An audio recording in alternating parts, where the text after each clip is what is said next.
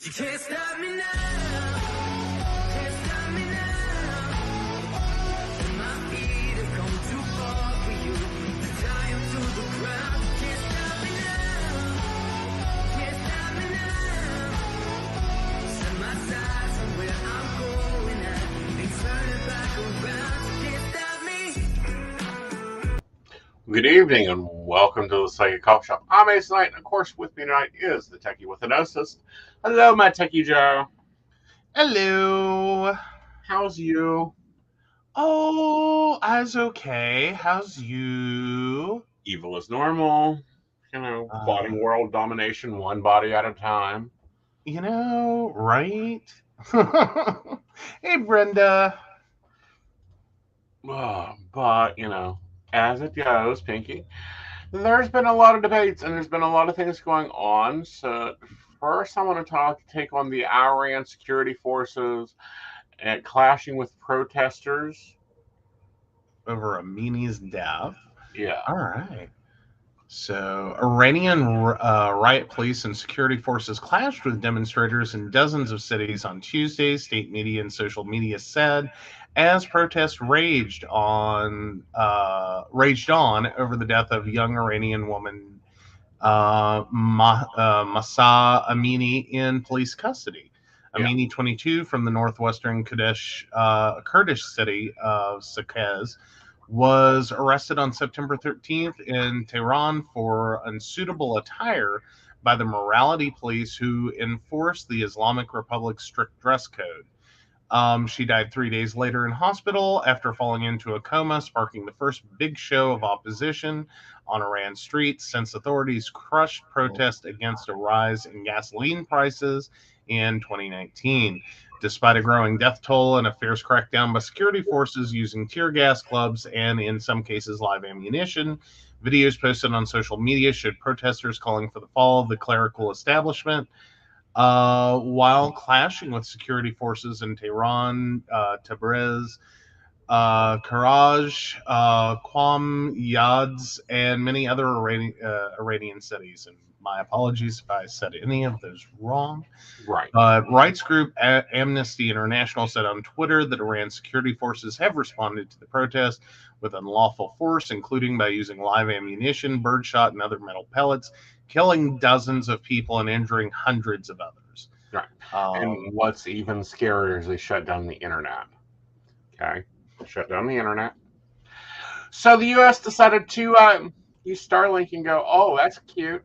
Starlink, enable geolocational internet. Yeah. Well, and there's some debate there. Mm-hmm. That's kind of a hot topic in and of itself.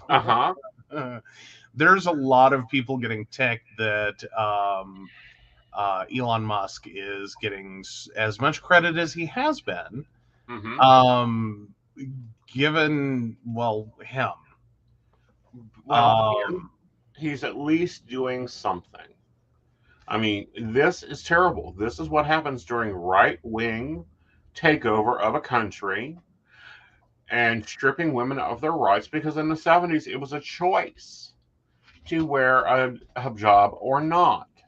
It was a choice. Yeah, it's kind of a weird thing to go look back at, like, 70s photos of Iran.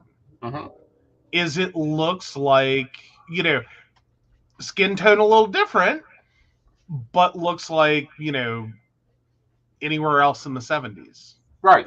There's not a, it was the 70s. These are women of the 70s doing the 70s. It's just right. But and also, in my opinion, one, we need to support them all we can. Yes, our broadcast does reach there, so if you hear us, we do know what's going on. The other part is because they have no internet. Oh, but Google and cell phones still get podcast out. We still get listeners in Russia. We get listens all over the place. Hey, there you go. I may pull that up in a minute. But the other side of this, the other more important side of this, is women of America, you better be taking damn notice. Yeah. Sadly, yeah. Yeah. Like, it's been so weird. And then, like, fucking Italy just went Republican, didn't it? It's very close to it. It may be back to the level of Mussolini right wing. Yeah. Yeah, But with abortion. for the moment. That was, well, okay, but at least as far as campaigns, that's what she said. Yeah, for the She moment. was not going to be anti-abortion. Mhm. So we'll see how that goes. Yeah, we'll see how that goes. Mm. You know, I'm sorry, looking at this stuff, it's quite freaking scary, especially when you know history, you know what's going on, you know where it will go, you know how it can be. It gets a little questionable. Well, here's the thing though, is kind of like because I remember like the 80s and 90s and history, and then even into college and like different history classes where you're sitting there going, how the hell did that happen? Mm-hmm. Like, how the hell did prohibition happen? Mm-hmm. How the hell did the repeal of prohibition happen? How did the MPAA start rating movies?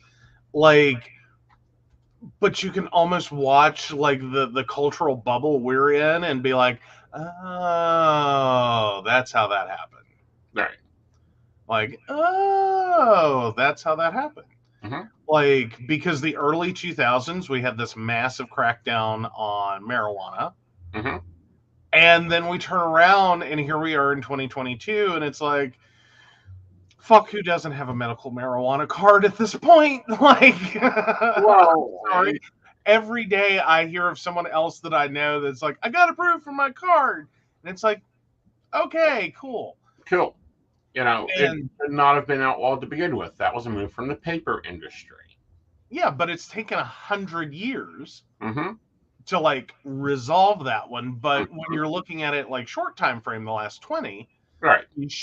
years, there was this massive crackdown, and then all of a sudden it's like, okay, we got it now.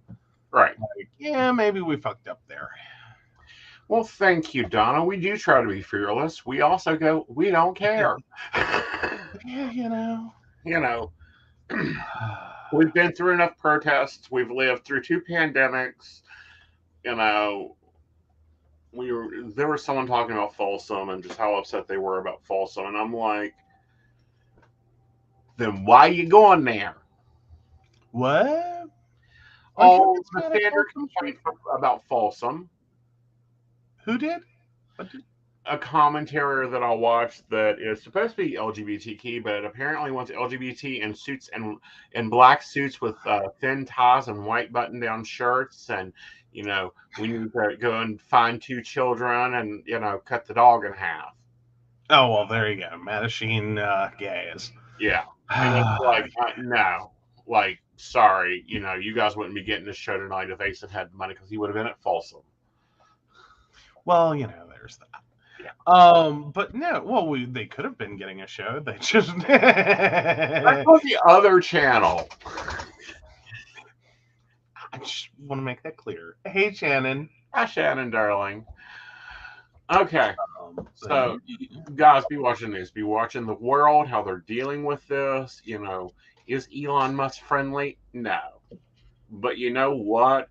A useful tool in the arsenal is more useful whether it's friendly or not.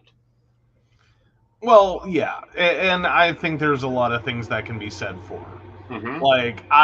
Like Google's already blown their "Don't be evil." Like they just shot that one right out of the water. Right.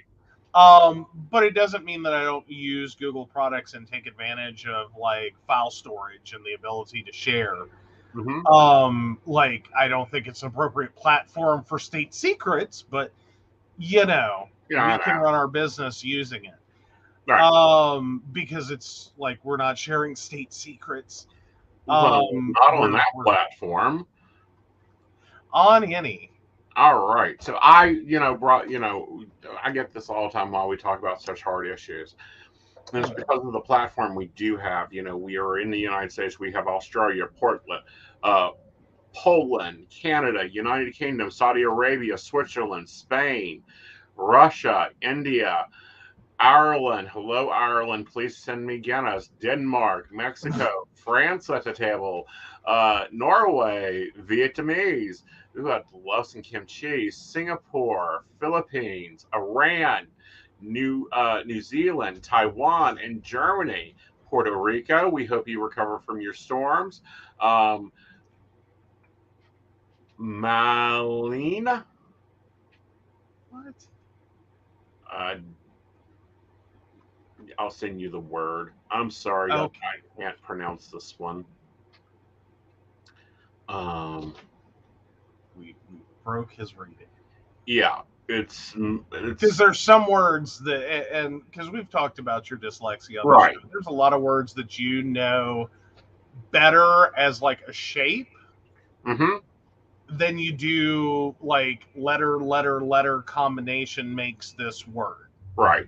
Like you see the shape and that's the word, or that's as close as I'm getting to it because that's what it looks like. Yeah. Malaysia, Malaysia, Malaysia, Brazil, Sweden, South America, Mar- uh, Morocco, Morocco, Morocco, United Emirates, Nepal, France, Norwegian, uh, Panama, P-A-N, Panama, Panama, Panama, yeah, Indonesia, Karaka, South Korea, Iceland, Hungary, Japan, no, Nigeria, Pakistan. Yeah, don't get that one wrong. No. Large audience in Romania. Hello, people of the homeland, and Egypt, another homeland. Well, there you go. So yes, we Oh, are worldwide, and that is just from our streaming. That doesn't count where our YouTube and Facebooks are interlinking, but we'll put those together. do you wonder though if like a couple of countries on that list? Because I'm sitting here listening to some of the countries.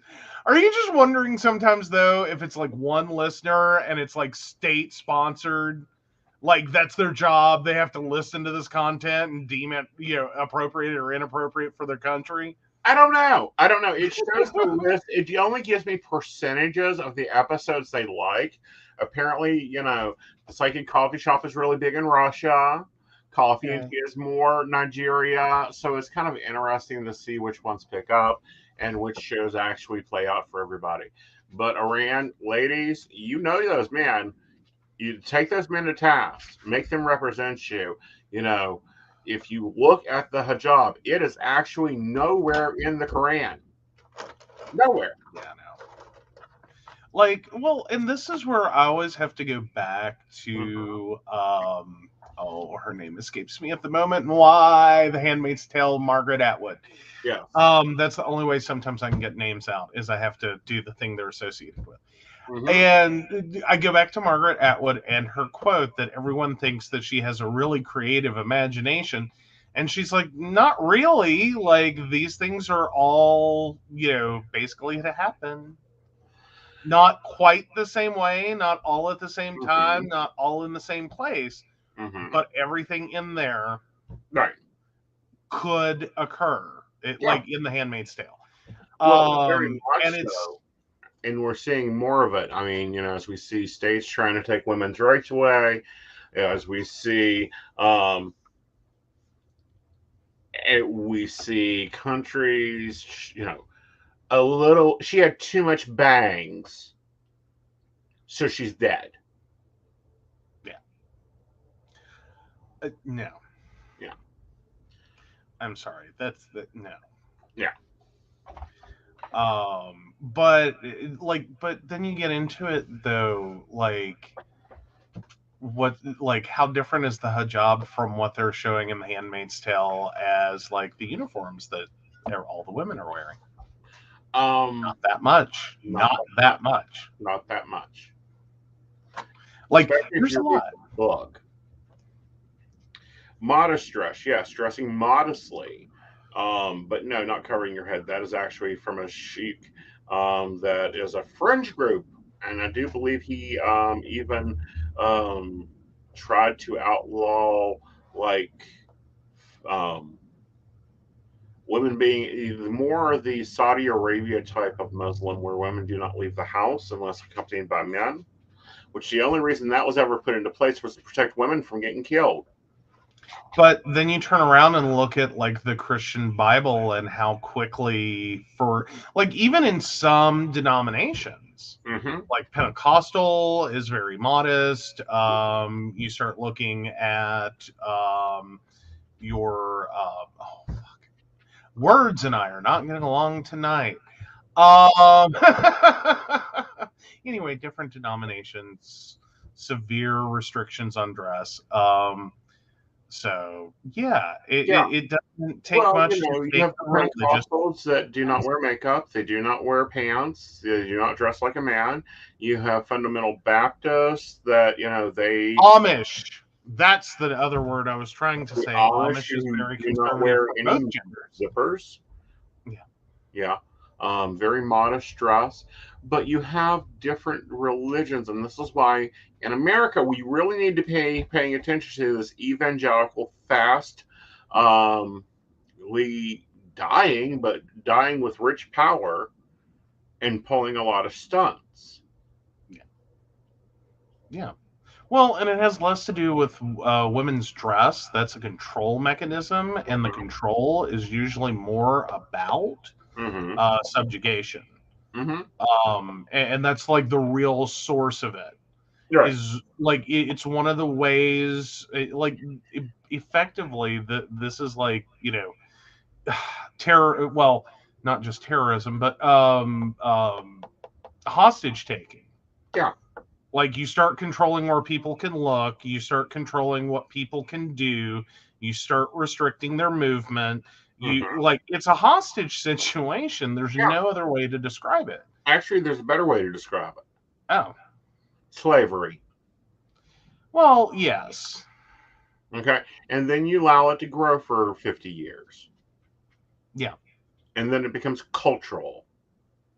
So not only do you have the religious view, you have the cultural view. It's like Well, yeah, if you because ask modern, once you hit a generation that cannot remember, mm-hmm. which they're starting to at 50 years, they're hitting a generation, Mm-hmm. a whole generation that cannot remember life before Right. because they weren't around. Like there's an entire generation Mm-hmm. that I don't remember life before. I don't remember women having jobs. I don't remember women driving cars. I don't remember women wearing miniskirts. Mm-hmm. Like there's no Right. memory there. Right. Well, I'm going to poll our viewers.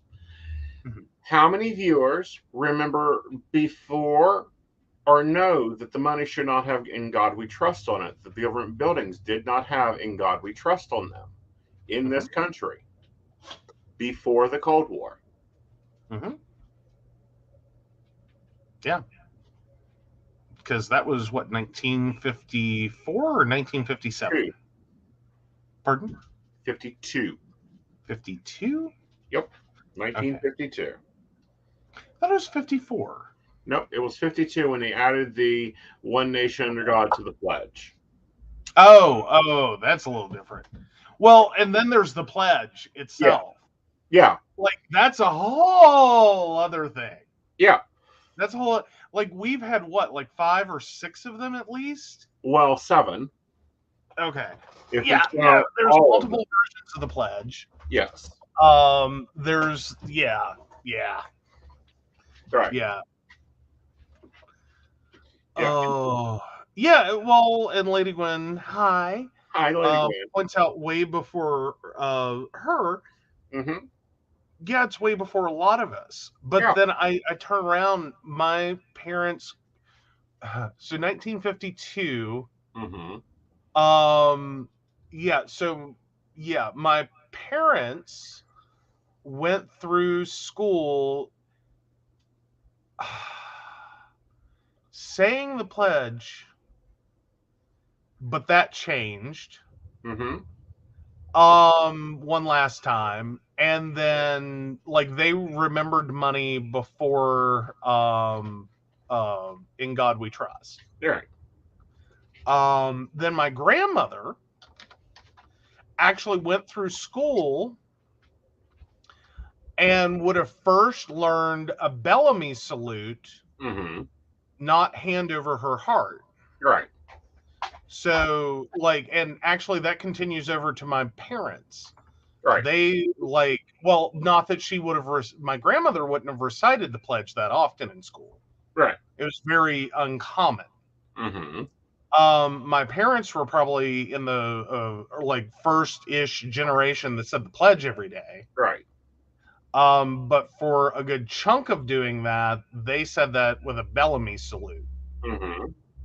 So, like, it gets interesting when you start realizing that in the time span of their life, my grandmother went through like 4 different pledges of allegiance. Right. And she would have hardly known any of them. Like, not with the same rote memorization and ability to just snap it out like we would. And she would have had momentary confusion sometimes, Right. invariably, as to how you properly pledge allegiance to the flag. Yeah, this is what used to be on the back of the dollar bill. Oh, here we go. Oh, excuse me, guys. That was a horribly timed hip pop. Okay, so over there to, yeah, e pluribus unum. Yep. So how's your Latin? I'm trying to translate it. I don't think I got it. What? You don't know your e pluribus unum? Aw, come on. One for many. Out of many, one. Mm-hmm. Yes. Yeah. That's our technical U.S. motto, is not in God we trust. Right. One nation under God. Our technical motto is out of many, one. Right.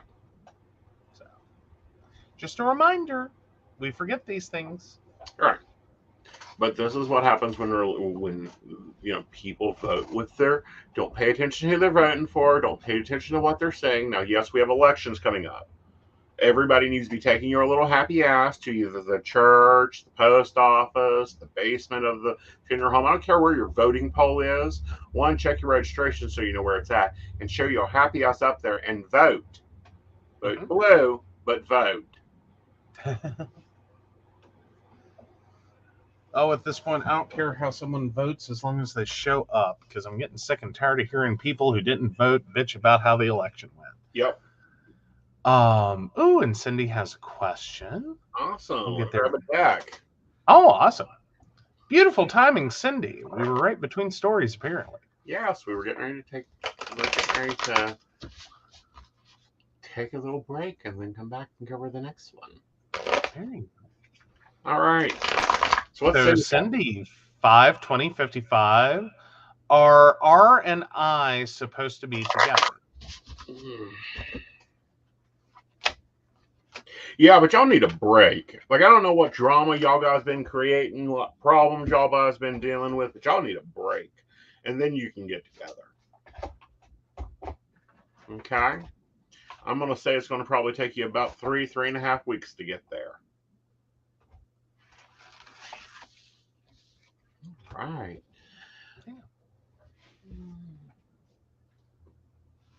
Trying to decide, do we want to go for a break or do we want to...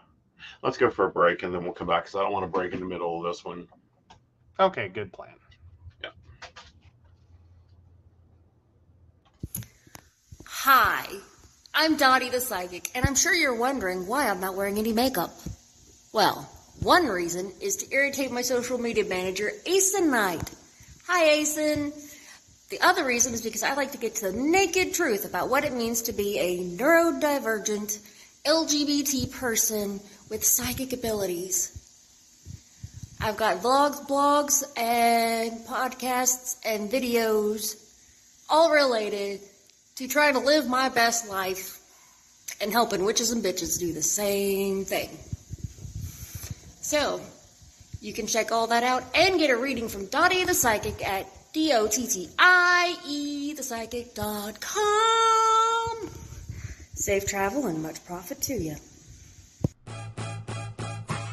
Do you have a cute pet? We know you do. Each week, Tracy Van chooses from submitted photos a featured reader for her Facebook page and provides a tarot reading. Your adorable pet cat, dog, rabbit, goat, chicken, snake, or more could be her next featured reader. Visit tracyvan.com, TracyVann.com, and click Featured Reader to submit. We look forward to seeing your pet next.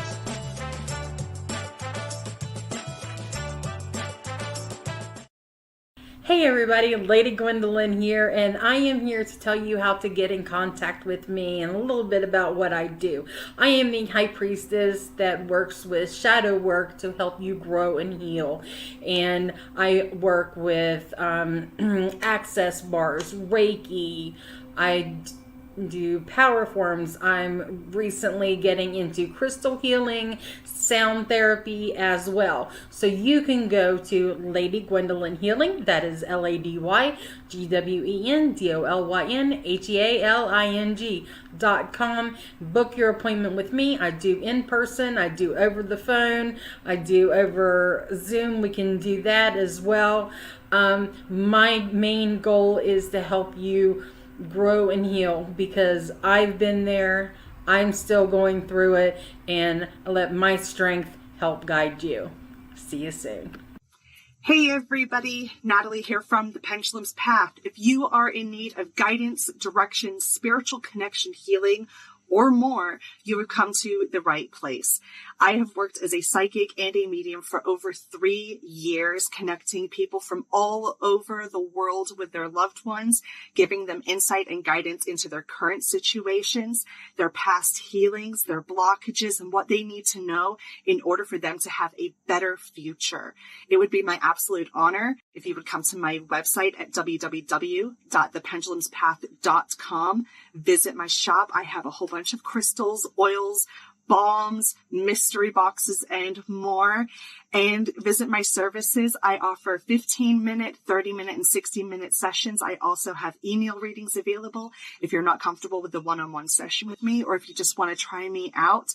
I encourage you to come visit me at the Pendulum's Path, and let's get you back on the right track today. Okay, welcome back. And I just want to remind everyone, please do the YouTube-y, Facebook-y things. Like us, subscribe us, send us stars, whatever. Share is a good one. Share's a lovely one. Gypsies, tramps, and thieves. No. Well, that kind of fits our show, but I don't want copyright problems. I know, right? Hey, Natalie. Hello, Natalie, darling. How are you? Okay, so some things that changed here at the network. You may have gotten notice of it if you follow any of the pages. You may have seen us loading shows for the month. And yes, it was a process, but we now have the ability to pre-book shows. It is an event. I don't know what I'm going to do with it yet, but it's a new toy. And as you know, I love my new toys. Yes. Things just got a lot easier because I can sit down one day and do it. Chicken nuggets.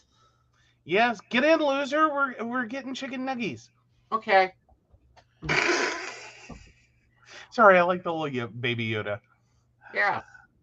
All Like right. that. So Netflix has started a series, and it's causing quite a controversy, and people do not understand why. Some people are upset. Oh, yeah. So let's go back. Let's go back in the Wayback Machine. The year is 1974 through to the mid-90s. And you have a population of men disappearing. Can't find them, don't know where they are, don't see them. Well, but it's also the 70s and no one gives a shit.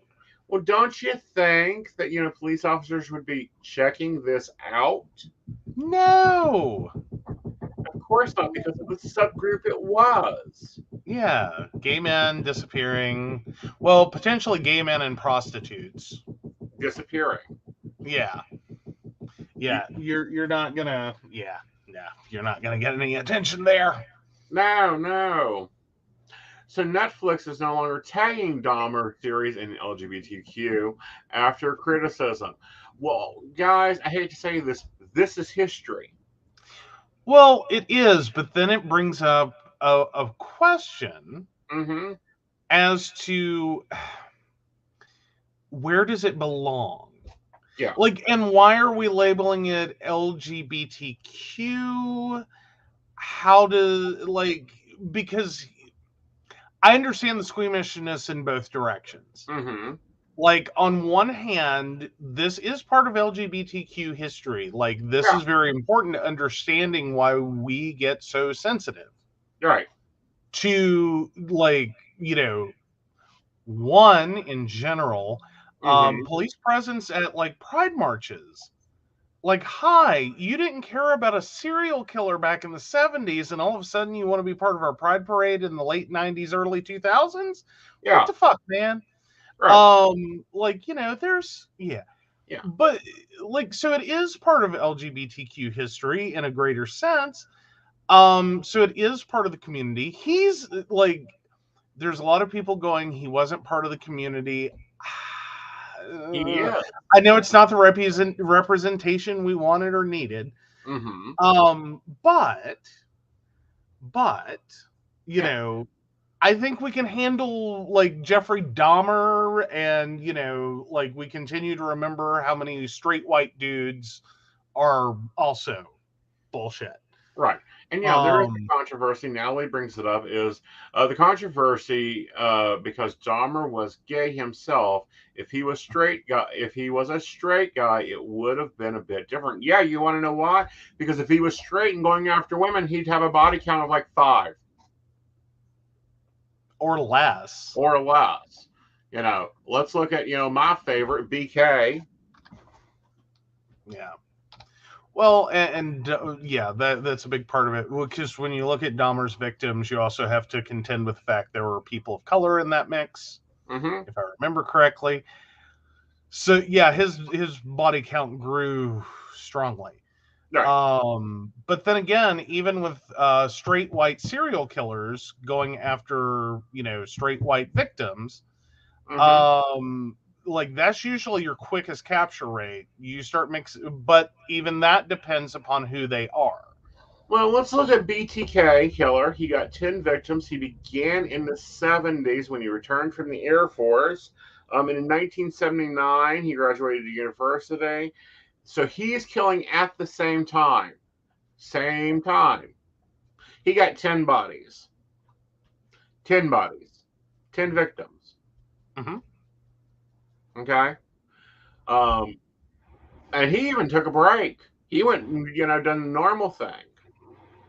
Well, but that sometimes helps. Yeah. Like like, it's one thing when you have a serial killer who is, like, graduating from, like, 1 kill to 2 kills in a year Mm-hmm. to, like, a kill in 6 months to a kill in 3 months to a kill in 1 month. Like, that tends to get a lot of police focus. When they take extended breaks, Mm-hmm. that does tend to slow down police response, because you get the ramp up after the initial couple of murders, Right. and then when there's no more murders, there's kind of a Right. But like, but what I'm saying is Dahmer is Dahmer. He is a criminal. He is terrible. He is a necromancy. He is a cannibal. But he only got to kill as many people as he did because of his victim profile. mm-hmm. Yep. Yeah. But then we still see this crap today. Yeah, we see it today. Like, and I find it, and Natalie can attest too, because she had posted something about this. But I responded to that with, because everyone is, like, watching the series, Mm-hmm. the Dahmer series on Netflix, and there's so many gay men right now that are going, just watch Dahmer uninstalling Grindr. Mm-hmm. And I'm like, okay, one, you're on an app that is literally named after the fact that gay dating is a fucking meat market. Mm-hmm. Like, that's how Grindr got its name. Did you not know? It's an homage to the fact that it's a meat market. Right. And that this is supposed to, like, anyway, follow the logic. But no, then you turn around and, like, you just finally understood that, like, Grindr is almost like DoorDash for crazy, one way or the other. Like, I'm Like, sorry, what little rose garden were you living under, Princess Pia? But this is why we have rules. This is why older gay men will look at you and go, "Here's your 10 rules, and I expect you to be home by 2, because I go to bed at 2:30, and if I got to hunt your damn ass out of a ditch, I better be able to find you." well, yeah. But no, these are things that I'm sitting there because I've seen it. I've seen multiple gay men posting this, and I'm just like, bless your heart. Well, it's like I'm waiting for the indigenous serial killer to finally get caught that's been going on in the reservations in the Southwest for over 10 years now. Mm-hmm. Well, and just as like Shannon said, if he targeted prostitutes and people of color or indigenous women, even now, the uproar over that isn't as much as it should be outside those communities. Yes. Yeah. That's our whole point, is that this is part of our history. Right. And you do need to understand that. But at the same time, it's like, I understand why people are like, yeah, this is more about a serial killer and less about the gay community. But in some regards. But it isn't. It speaks to the ignorance of the police department. It speaks to the ignorance of authorities. It speaks to the bullshit that our community has gone to. Because guess what was going on at the same time? AIDS. And the community was being looked down. Well, it was still being looked down over that one. Okay, take Shannon's comment. Oh, I'm finding myself more and more glad I was never into dating much, married early, and we just decided we want to keep annoying each other because we were taught at a young age, don't get into cars with strangers, but people are now like, I'm ordering a stranger on the internet, getting in their car, and going to meet another stranger I met online to go on a date and see if I want to get laid tonight. Yeah. Basically, yes. Basically, welcome to the modern warfare. But, it's annoying. It's for me, it's annoying. And when I say it's annoying, it's like, how many times do I have to have these talks? How many times do I have to go through this of, this is why we feel this way. This is why we do this. This is why you do this. This is how you handle this. This is why you do this. And to be in a situation where, it's like, what's next on the agenda? What, people are mad that, they put out, the Netflix tagged LGBTQ. It should have been tagged LGBTQ history. I mean, thinking, you would think that people would see the name Dahmer and go, after all the effort it took. Yes. Just to get the LGBTQ category? Yeah. Yeah, no, I understand why they didn't go, like, we're supposed to be grateful for that. Yeah. Is this giant lump of LGBTQ, which is kind of a nightmare to navigate. Right.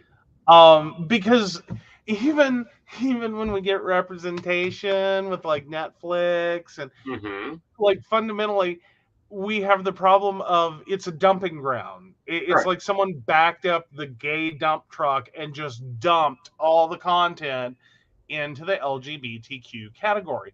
Right. And it's like, it's so disparate. It's like all over the place. And then some of it gets stuck there and doesn't make it out. Like, there are movies that are actually LGBTQ, but they're also mystery thriller. But they don't get the mystery thriller tag 9 times out of 10. They just get dumped in the landfill of LGBTQ. Right. And you have to go through it with a pair of like tweezers to try to pick out, like, okay, this is LGBTQ horror. This, and more importantly, it's gay horror.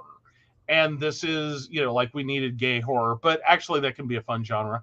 And they're all wearing white after Labor Day. No. Like, Open Cam, that was actually a pretty good one. I'm trying to think. There's an oh fuck, I can't remember. There's a couple other good ones, but they are often lost. Like Right. mainstream audiences aren't going to see them. Right. They use the tag to dump content they don't want people to watch. Right.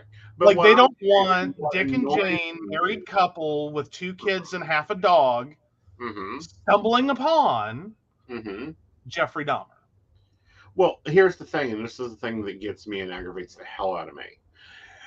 I am tired of boy meets boy and has a coming out story. I am tired of girl meets girl at a coming age and have a coming out story. Gay horror, bring it on. Serial killer documentary, but it isn't worth the price, so I'm not watching it. Well, but here's the problem: there's a production issue here. Yeah. Is who the hell wants to make a gay horror movie Mm-hmm. when you're gonna because right now, let's be real, you're gonna get like if you're lucky, you get a mainstream release, but good luck getting that past a major studio that can Right. afford that. So Right. you're going through TLA and all the other, gay distributors. Right. Okay, so you're going to go to them, and the best they're going to be able to do is go to Netflix and be like, "Hi, here's our catalog. What would you like to show?" Mm-hmm. And they're going to dump this into one category, and it's not going to see the light of day because it's gay. Right. As in mainstream audiences who come in looking for horror movies Mm-hmm. are going to have to literally search for the title of your movie Mm-hmm. in order to be able to find it. Right. So so effectively what it's become is at its best, somewhere hidden in the landfill, Right. Because it's how they're treating it. It's the landfill. Right. On Netflix of LGBTQ, like they're just dumping gay movies. Right. And so but it causes, in terms of production, the movies to all become the same thing. It's softcore porn. One softcore porn after another. Not that the movies don't exist. Not that, different directors haven't tried to do this. Different filmmakers haven't tried to do this. They have. But then they go get dumped into softcore porn. Or they get absolutely panned because they're not softcore porn. Right. And it's like, what the hell? Because even Open Cam, which is a great movie on its own, is fundamentally, at least has enough softcore porn to make it work. It's about the level of fucking Basic Instinct, okay? Okay. Like, if the rest of us can deal with Basic Instinct, right, I think we're good. Right. I would think a straight audience could sit there, watch Open Cam, and be like, okay. Right. Okay. Like, it's that level of, like, sexuality. Like, just enough to be like, okay, we pulled our primary demographic and made them happy. Right. And now we move on.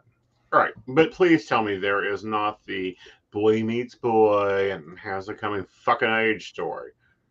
No, it's actually a little different. There is like a little like side note love interest thing, but it's kind of, again, it's all part of that like general like, okay, yeah, you pulled your primary demographic, everyone's happy now, move on. Right. The rest of the movie is actually really good. It's just like there's that few moments and you're just sitting there like, yeah, let's hurry this up. Right. Like, yeah, you had to give someone jerk off material. Awesome. Let's keep moving. Right. Like, hooray, we're done. Yeah, we've seen this. Can we move on? Can we get to where it's just, kissing and there is no telling mom, getting caught by mom within 5 seconds? Oh, yeah. No. It's not one of those. But even that movie, like, my God. Yeah. Oh, and Shannon brings up, like, later in Game of Thrones, enough with the sex, we want dragons. Exactly. Like, Jesus. No, I haven't seen Game of Thrones. I've tried not to watch it. I'm sorry. It's just one of those shows. It's like, no, I can't do this one. Yeah, you're getting Can't do it. I'm waiting for them to get done, and then I'll go and watch the 60-minute review. Mm-hmm. hmm Oh, So apparently Putin's in trouble. Ooh, Putin's in trouble. what has Putin done? Well, he's tried to pull up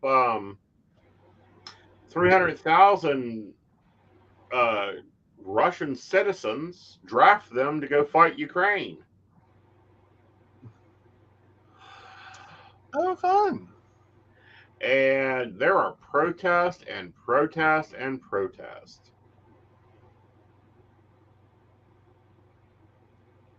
The European Union Border Country Control Agency says 66,000 Russians entered the bloc in the past week, a 30% increase. Meanwhile, the U.S. will not adjust its nuclear position aimed to threats of Moscow. Oh, meanwhile, thousands of military-aged men have been leaving Russia since President Vladimir Putin announced a partial mobilization last week. Mm-hmm. Oh, he's just having a really bad week. He is. And then we've got protests going on, and I'm talking big protests. And they had a school shooting, and a dude ran a car through a recruiting center. I'm talking they are losing their shit over there, and it's a question whether he's going to be able to hold on to power while fighting a war while nobody likes him. Yeah, and then the U.S. and NATO condemn referendums in eastern Ukraine. Uh-huh. Oh, U.S. Secretary of State Antony Blinken said the West would never recognize the results of the vote, while NATO chief Jens Stoltenberg called the referendums illegitimate. Russian installed officials reported large majorities of the occupied regions in favor of annexation. Mm-hmm. Uh-huh. Mm-hmm. So Putin said on Tuesday that Russia wanted to save people in the four Ukrainian regions that are currently occupied by Russian troops. Quote, saving people in the territories where this referendum is taking place is the focus of the attention of our entire society and of the entire country, end quote, the president said during a televised meeting with officials. Right. Uh-huh.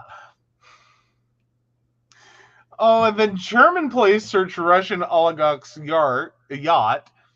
A Russian businessman's yacht has been searched by German police as part of a probe into money laundering. Good God, he's having a horrific week.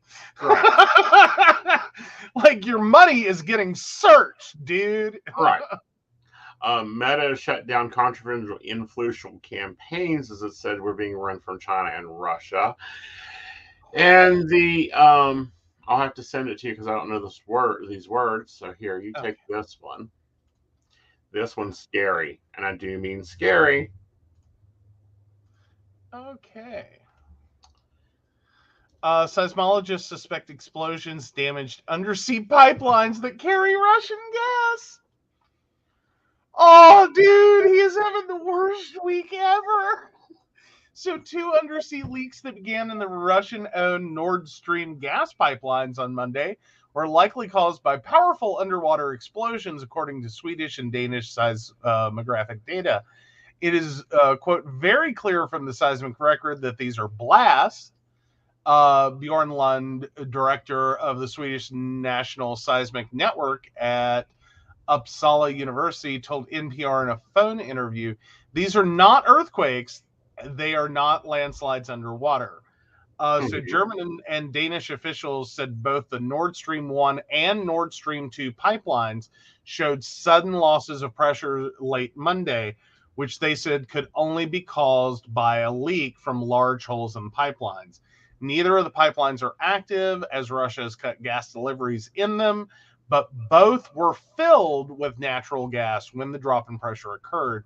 Russian energy giant Gazprom, a state entity, owns a controlling interest in both pipelines. Right. Ooh. And then Japan's a little pissed. Well, I mean, it's Japan. Oh, I was but a little pissed. yeah, they're a little pissed. Okay, so what's Japan do? Oh, Japan protests diplomats' detention. Japan on Tuesday demanded an apology from Russia for the detention of one of its diplomats for alleged espionage. The Japanese official was based in the eastern city of Vladivostok and was detained and interrogated on September 22nd. The official was blindfolded with pressure applied to both his hands and head, so he's unable to move while being detained. And then he was questioned in an overbearing way. Government spokesman Hirokazu Matsuno told reporters. Matsuno said that Japan strongly protests these unbelievable acts and denied the espionage allegations. Mm-hmm. Oh, well, that's not surprising. So, yeah, Russia's Federal Security Service claims that a Japanese diplomat was detained while receiving classified information in exchange for money. On Monday, Russia's foreign ministry informed Japan's embassy in Moscow that the official had been declared persona non grata, or an undesirable person, and ordered him to leave within 48 hours. Yep. Huh. Oh, yeah. Yeah, and he's having to play, the baby Kim Jong-un, money for bullets and missiles and, tanks, because all the farmers have his tanks sitting on their farms. He's having to buy substandard ones. Yeah. Well, he's having to buy anything he can get his hands on. Yes. That's where he's at. So, like, how's the war going? Not well. Not well. Not well for Russia. Protest from our, Russians are having it. And I need to see something. I need to go and look up something. Okay.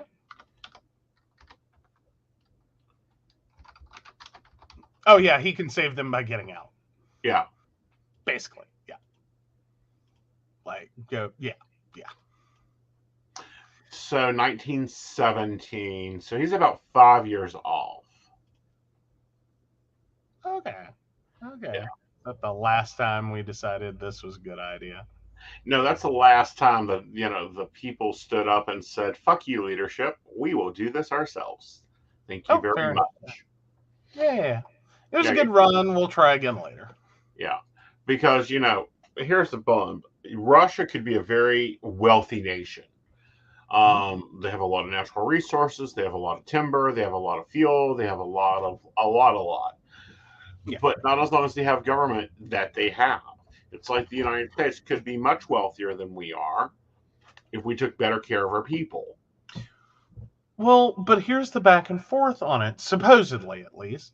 Mm-hmm. Is that communism was supposed to be the answer for Russia.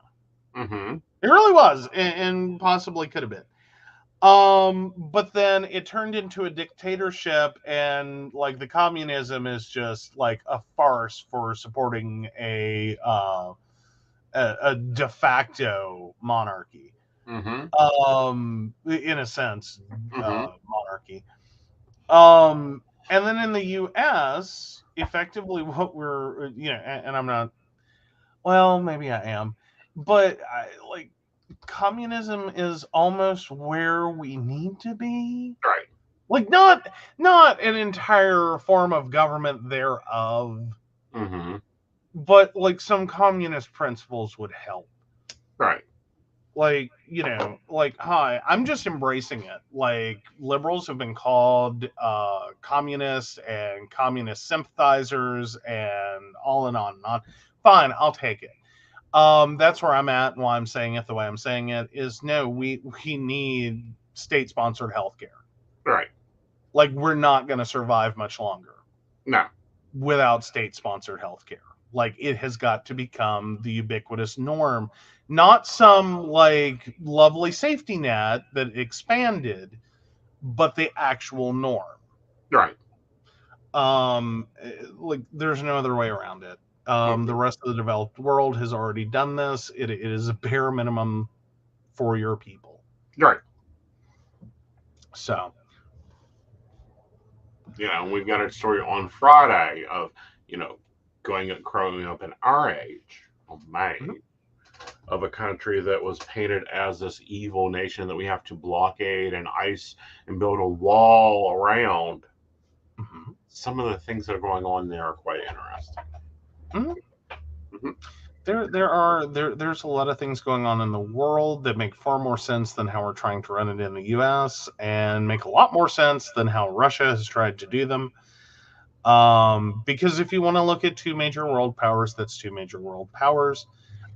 They almost mirror each other. Mm-hmm.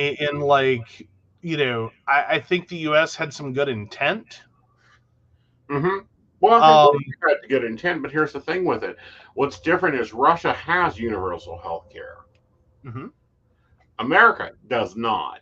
In Russia, you walk into a pharmacy and you get you get Tylenol covered by the government. They ask for your social security number, not give you a total. Right. Well, but what I'm saying is it's a mirror, and it's sometimes hard to tell what's good and what's bad. Right. And who it was good for and who it was bad for. Right. Like the U.S., we had good intent towards investors and stockholders and, CEOs and businesses, and it ran amok. Right. You know what I mean? Like, we tried to use the capitalism system we had, right, with good intents, and it's blown up in our faces. Right. Whereas Russia sees the means of production, right, but installed a dictator, mm-hmm. and then it kind of also blew up in their face. Right. Like, if you compare and contrast it, it's like a mirrored image. Right. Like the same thing, two different ways, and both went horribly wrong. Right. So anyway. And it's continually going wrong. We're seeing this, and this is why, we're not talking about this tonight. We'll be talking about this later. But this is why we see Italy the way Italy is. Mm-hmm. All right. So let's grab a top of the hour break, guys, and we'll be right back. Absolutely.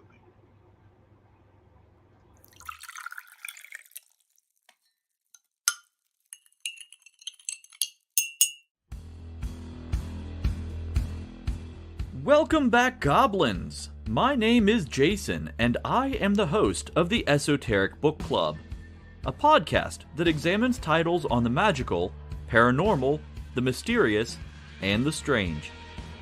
I release 2 episodes a month, in which I review books on esoteric topics, recap news of the weird, and conduct interviews with authors, practitioners, and experiencers. The Esoteric Book Club can be found on every major podcast service, or can be streamed directly from esotericbookclub.org.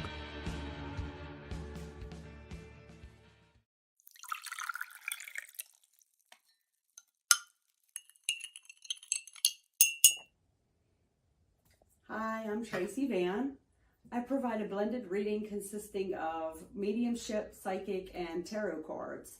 A reading from me can cover any guidance you need from relationships with your partner or your family, spiritual, financial, any questions you may need clarity on. If you would like to book an appointment with me, check out my website, tracyvann.com. That's TRACYVANN.com. I have bookings from 15 to 60 minutes you may choose from.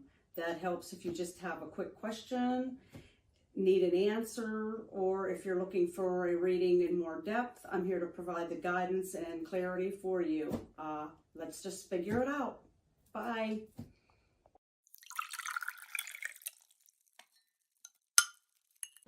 Hi, Techie Joe here. I work with Aeson Knight, some of the best psychics in West Virginia, to create amazing live streams and podcasts for the Psychic Coffee Shop Network. Together, we brew up great content discussing news, events, hot topics, and more, all from a psychic perspective. On the Psychic Coffee Shop, we interview amazing authors in the metaphysical realm. Coffee and Tea combines Aeson with Tracy, Dottie, Natalie, or Lady Gwendolyn for the good and the bad of being a psychic. Shameless Self-Promotion with Dottie the Psychic talks to leading and emerging YouTubers and business owners in our community. Mountain Bears brings you the latest in LGBT news and politics.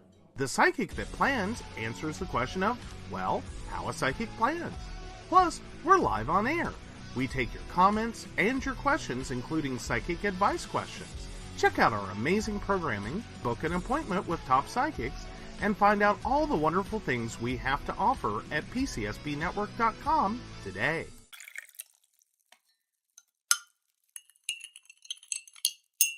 Hi, I'm Aeson Knight. I provide tarot readings covering everything from love and relationships to your life questions and your most spiritual answers. And also, I provide a lot of guidance in finances and divorces and all those relationship problems.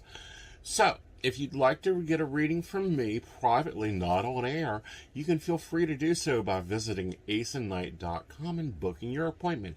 I also provide on-demand services, so if your life is a little chaotic, you can go ahead and click that call now button there on my site. Great for a quick answer question. All right, guys, back to the show. Enjoy.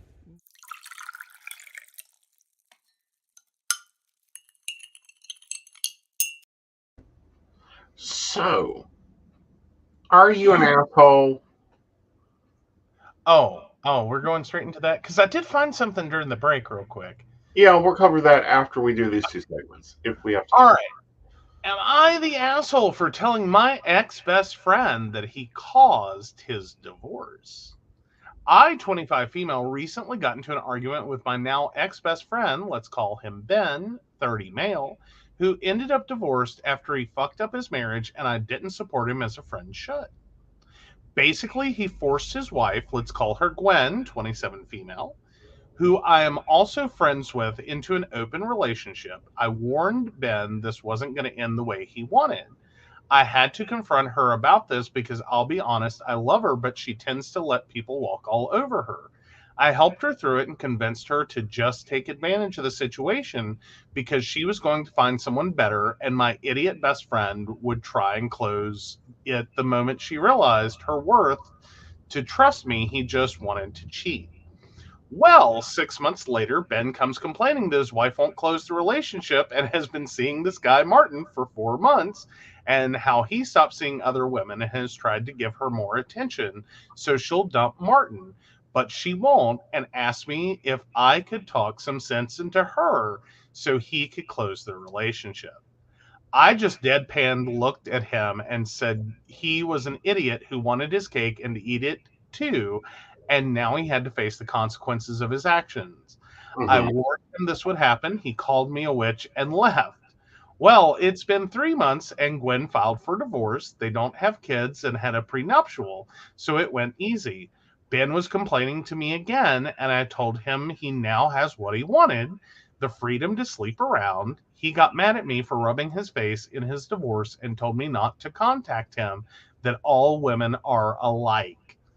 I myself don't see myself as an asshole, but some of our friends are saying I shouldn't be rubbing it in his face and being smug about it. So am I the asshole for telling him the truth about how this was going to end? No. I know the names are killing me, Glenn. The names are killing me. I was just like, oh. Yeah. Yes, you are for two things. One, you're an asshole for not supporting the decision of the marriage, and also you're an asshole for rubbing it in his face. You should have gotten him chocolate and said if he needed to check with others. But sorry, you're an asshole in my opinion.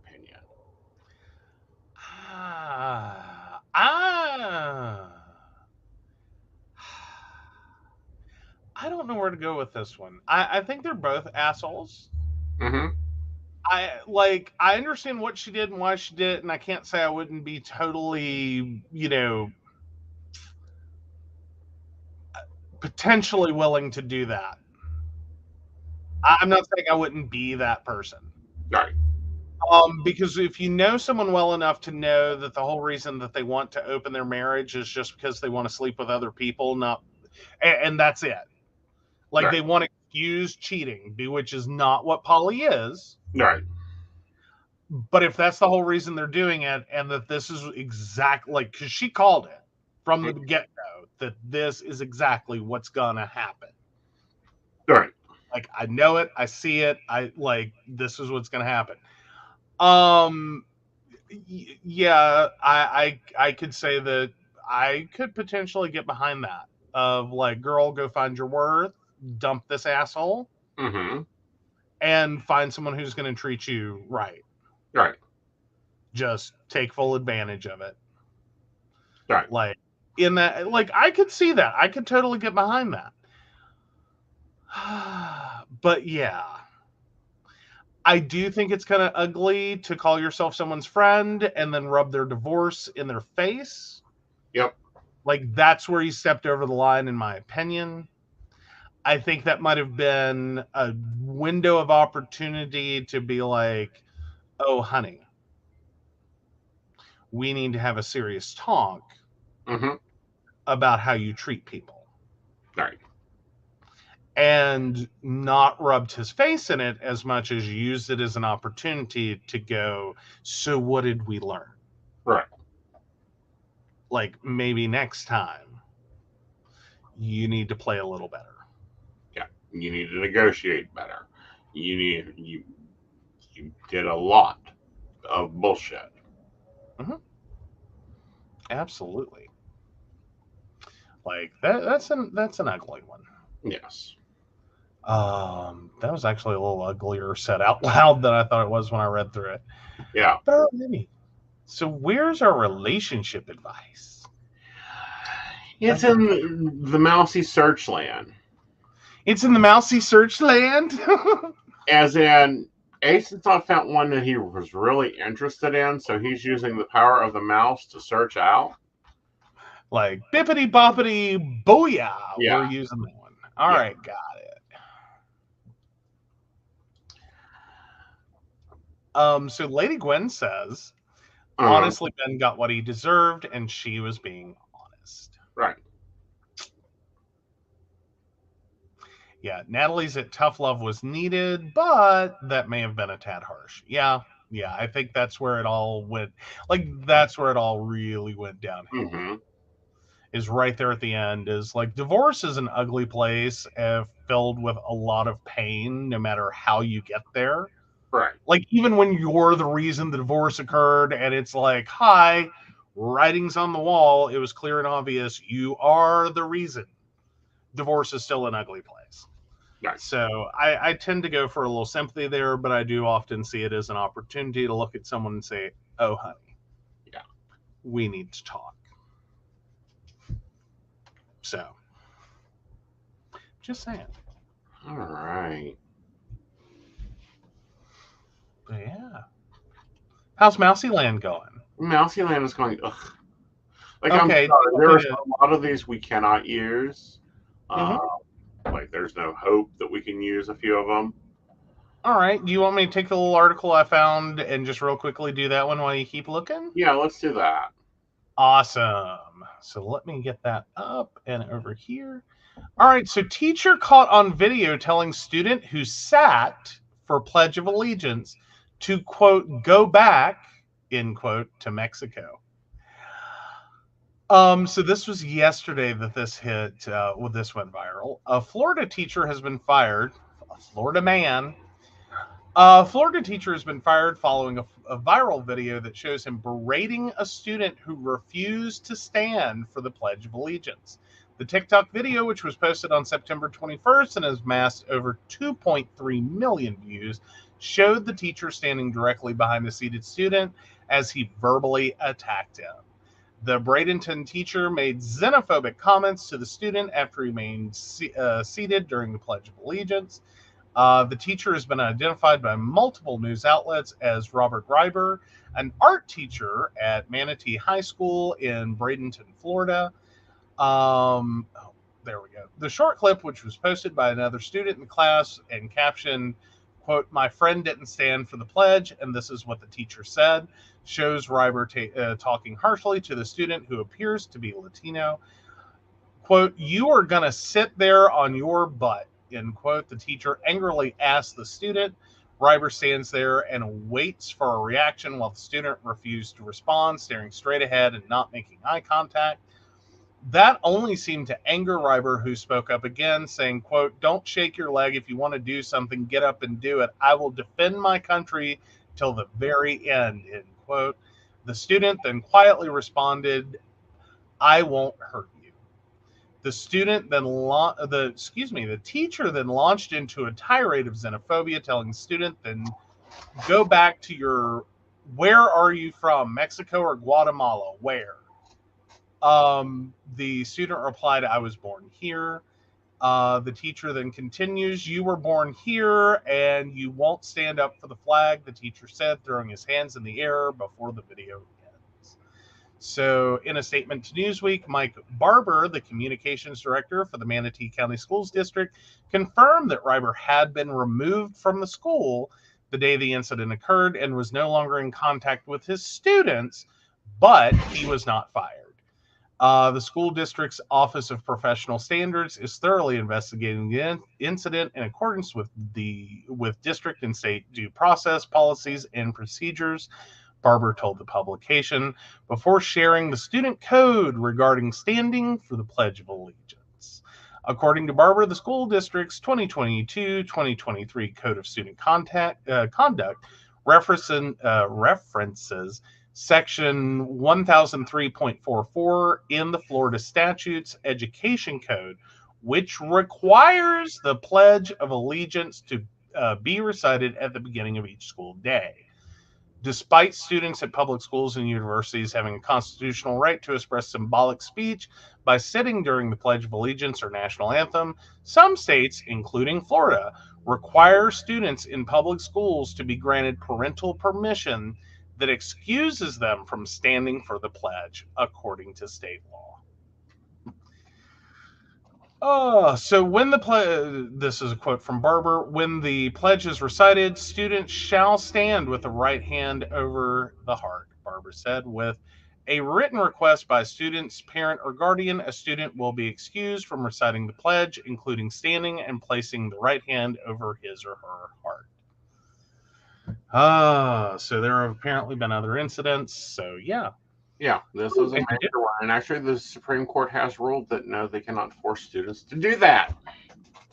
Well, more aptly, this is not how that should go. No, not at all. Like, that should have, at worst, been, a hi, this is the policy. Yeah. I need you to comply until your parents send in a permission slip. Right. And that's it. This shouldn't have been anything about the student, about who the student was, about anything going on. If it's going to be about policy, it needs to be the policy. Right. And then furthermore, the principal should have handled that, not the teacher. Yes. Yep. Yeah. Yeah. All right. Ooh, this is a relationship one. Oh, boy. Oh, you woke up and chose violence today, didn't you? The mouse did. Uh-huh. My boyfriend puts World of Warcraft above me and our children. Hello, Reddit. I come here to vent and also see others' opinions because my boyfriend thinks I am crazy, and I'd like to see if others really think I'm being as overdramatic as he thinks I am. We have a 7-year-old and a 1-year-old baby. I stopped working when I was pregnant due to a higher risk pregnancy issue. Since then, I've been a stay-at-home mother to the children and caretaker of all the household chores. My boyfriend's dad owns an automotive repair shop that he works at 5 to 6 days a week. Although it's his family shop and he gets to chill and not answer to anyone, I understand that work is work, which can have its own stresses. So when he comes home from work, he wants to relax. The problem I have is that him relaxing means locking himself in the bedroom playing World of Warcraft until he goes to bed. He comes home from work, gives me a superficial greeting, maybe give the baby a hug, and then goes to the bedroom. He has never given our kids a bath. He doesn't change diapers unless I absolutely beg him for assistance while I'm too busy. And also, he won't change poop diapers at all. He has never taken any of the kids out to the park or anywhere. I am the only one who does literally everything for the kids. Our baby daughter often shakes her head no at him and screams for me if he happens to pick her up. He has never taken them to doctor's appointments. He doesn't drive or even watch our son's extracurricular activities I pay for out of my own dwindling savings account. We keep having arguments because I ask him for help. Our last argument, I was stressed and venting to him about something unrelated to him, and he yelled at me because I'm too annoying and told me to get a real job because he wants me to feel how he feels. At this very moment, he is in the room playing right now since 7 p.m. last night. It is now almost 11 a.m. He took a week off of work to play his new World of Warcraft classic expansion he was really excited for. He gets a week off of work to play World of Warcraft. But I don't deserve a break in his mind. He said if I can't take it, leave, and he'll call his grandma to take care of the baby. I have hobbies too. Music and songwriting is my passion. I haven't been able to play in 2 years. Oh, but if he wants his, he can make sure to make time to grab me to the room for that. If I get the baby to nap finally. I need help. I don't know what to do anymore. He gets mad whenever I try to bring any of this up. I'm tired of crying, but I can't leave. I don't have the money or resources. Plus, he'd make my life a living hell and try to get custody of the baby for him or his grandma. Sorry for the link. I'm just sad, dude. I feel so trapped and alone in this. Holy shit. Y'all guys gonna think I'm chose violence. Call his mother. Or his grandmother, whichever one's living. Call them. Tell them they left their child at your house. And tell them exactly what he's doing. I think even better, call them and tell them you need them to babysit. Yes. And then pack you and the kids up. Yep. Leave to go out, do whatever you want to do, and leave her there. Yeah. With the man-child. Mm-hmm. And see if she can knock some sense into him. Right.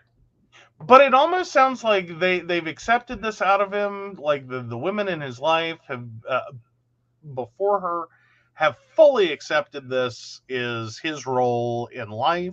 Mm-hmm. I'm getting strong vibes of ne'er-do-well son. I'm getting strong wires of spoiled little brat. Well, yeah, but basically. When you get a man-child like this, there's only one thing you can do. Call mommy. Yeah. Or return to sender. Well, you can return to sender, yes, but she doesn't have the resources for that right now. She needs to start laying the framework with the family so that they know what's going on.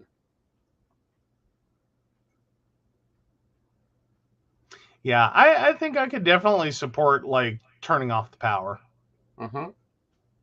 Like, I would be sitting there and I would absolutely turn off the power to the bedroom right now. Mm-hmm. I'd be like, no, ma'am. Right. Not happening. Right. Like,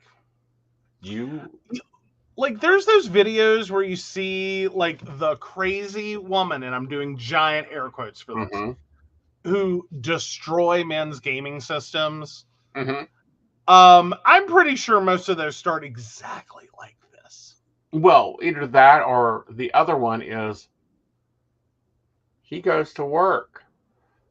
You give the 7-year-old the run of the house, and you sit down and you play his game, and you use everything he's built up, every piece of gold, every piece of armor, everything.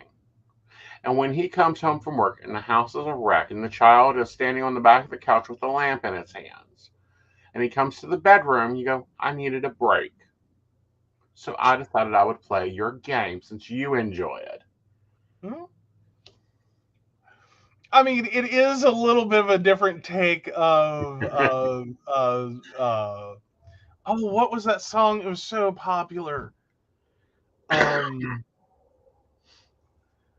Oh God, paid about all the bills about a month too late. Oh, what was that song?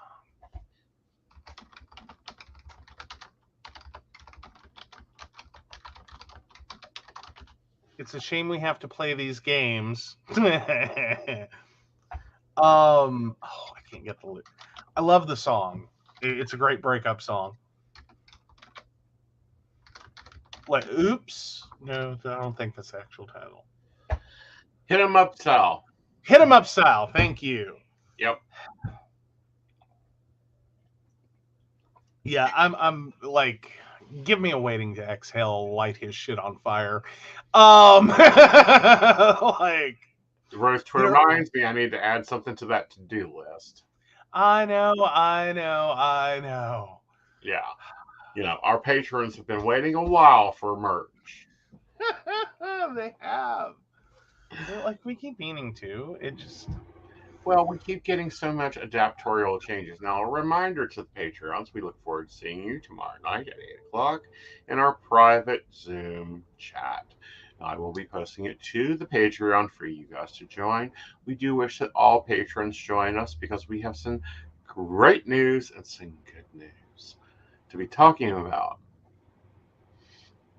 There we go. Yes. So, yeah. Oh, I love Shannon. Ooh. My husband realized all his video game shit was attached to my email. And all it took was me changing my email address, and he would lose decades of game stuff. So he learned to, real quick, to help. Mhm. Fair. Yeah. Fair. And we have a gamer in the house, so I'm not anti-gamer. I've actually joined one of our gamers in the house. I don't think any of us are I'm not anti-gaming. I am not anti, like, daddy needs a moment, mommy needs a moment, anyone needs a moment. Mm-hmm. But, like, there's a limit. Yeah. Like, there's a limit. There's a major limit. Like, but then you see actual couples that, like, their kids get taken for neglect because they are too into gaming. Yeah. It's like, this is becoming a more prolific problem than we had ever imagined it could be. Right. Like, these kids are in the lucky situation to have one non-gaming parent who is down for it. Right. But it could very easily be they're both gamers, and these kids would be totally neglected. Right. So, I mean, I'm grateful for that at least, but yeah, it's a total pain in the ass. There are limits. Right. Well, don't neglect your kids. Don't abuse your spouse as the constant, never-ending 24/7. Even though they're stay at home, they are not 24/7 on duty. No. You used the game to avoid doing stuff with the kids, which pissed me off. So I would change the password mid-game. It would boot him off, and I'd be like, I don't know. I'm busy with the kids. He'd go to do stuff with the kids, and it would miraculously be working when he got home. Took him a week to figure out what was going on. Hey, sometimes you just have to get through to someone. Yeah.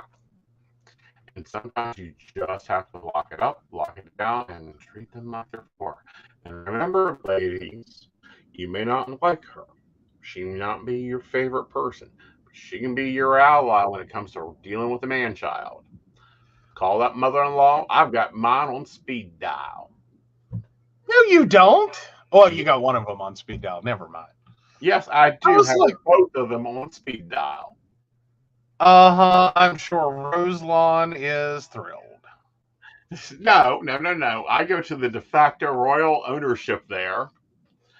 Oh, okay. Yes. Believe me, I start having issues with Bill. We'll be getting a phone call. Meanwhile, I like we need to empower your mama. That's what I just learned tonight. We need to empower your mama. Because all she does with me when I complain is commiserate and go, I'm so sorry. I don't know what happened. It's serious, guys. Like, that is what I get told is, I'm so sorry. I don't know what happened.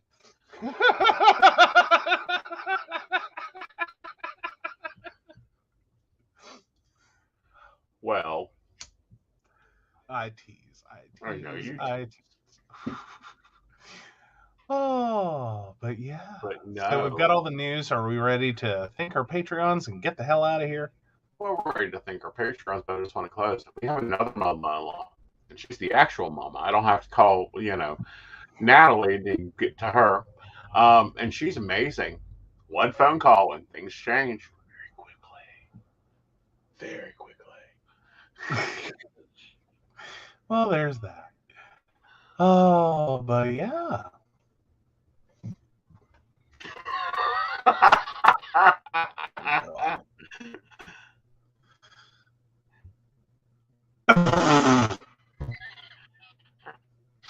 Oh, his mom's in Mexico. I couldn't use her to threaten him, but the Xbox was right there. LOL.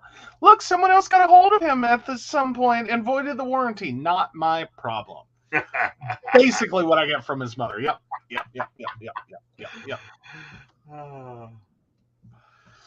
Like.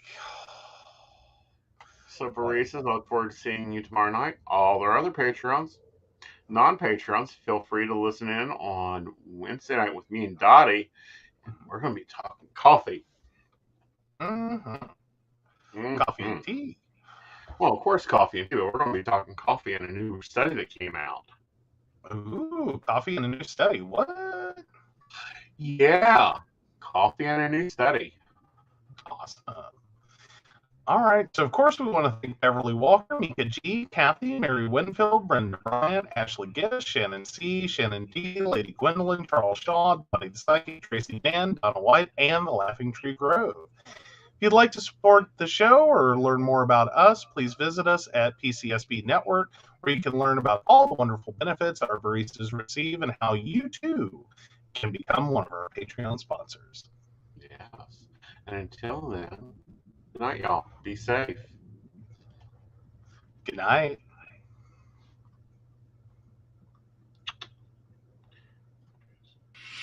You